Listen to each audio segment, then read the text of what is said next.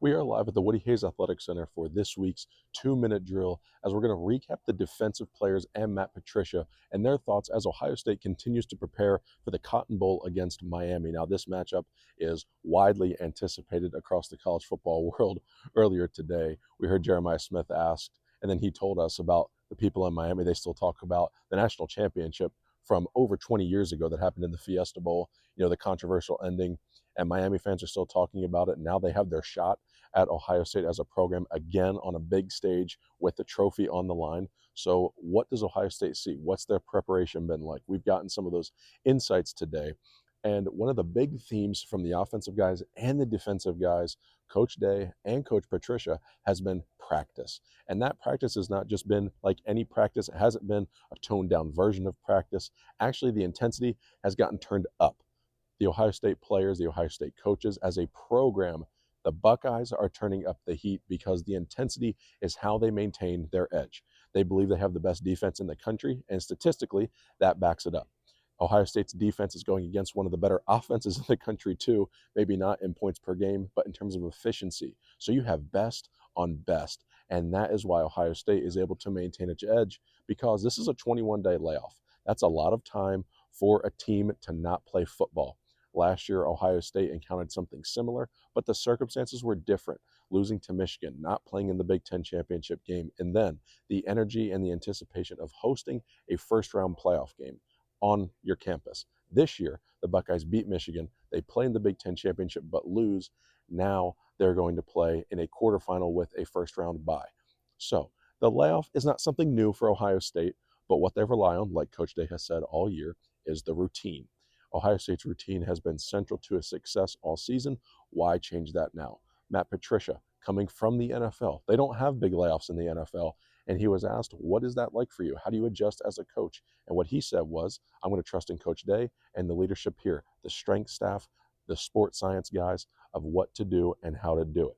Now, he's continuing to coach and lead the defense, but because Ohio State has done this before, they have the experience. He said he's just a student. He's learning about in this process while still doing his job, trusting the infrastructure that Ohio State has. And Ryan Day does a great job leading this program. He has tremendous results from the routine that Ohio State has gotten on. We saw this run last year in the college football playoff after losing to Michigan, the generational run.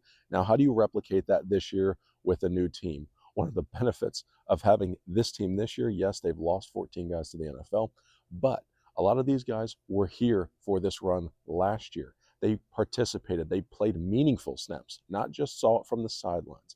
A lot of these defenders have played meaningful snaps like Kenyatta Jackson, Caden Curry, Caden McDonald, some of these guys on that defensive line that have just been wrecking games all season. They have experience in big games. They know what the stage is like. They understand the preparation and the workload that goes into it, the intensity that's needed to be matched. That's what Ohio State's doing. So they're preparing well for the game. The 21-day layoff, yes, it can feel like a lot, but when you stick to your routine, when you get it to like game week, they're moving into that now as we near the Christmas holiday. Players will practice. They did practice today. They will practice again tomorrow. That will be the 9th practice of this cycle so far for Ohio State in this off period. And then they're going to go home for the holidays. Then they're going to get right back after it. They're going to practice on Friday, and they're going to continue in this journey toward the Cotton Bowl in Miami. They will travel there over the weekend, and then right there, they have media day, and they're going to settle in for the Cotton Bowl and go play that game out on the field. But we did talk to Sonny Styles tonight too, and he was asked, how have you grown?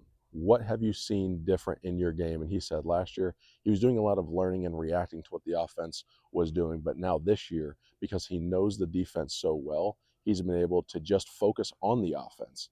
And that's not meaning he doesn't know what he's doing on defense. It means he knows the defense so well that he's doing it unconsciously now because it's embedded and ingrained inside of him that he can just attack the offense and whatever they're doing. Whatever the offense throws at him, he can just attack it because he knows his job and he's doing it. The biggest takeaway of the entire night, though, the consistency and how the players talked about Matt Patricia. Now, this is something that we have seen all year long from these players. They have spoken very highly of the former NFL head coach and Super Bowl champion. He said he has loved coming back to college. He's loved being around the kids. It brings him great joy. It puts a smile on his face to come into the building.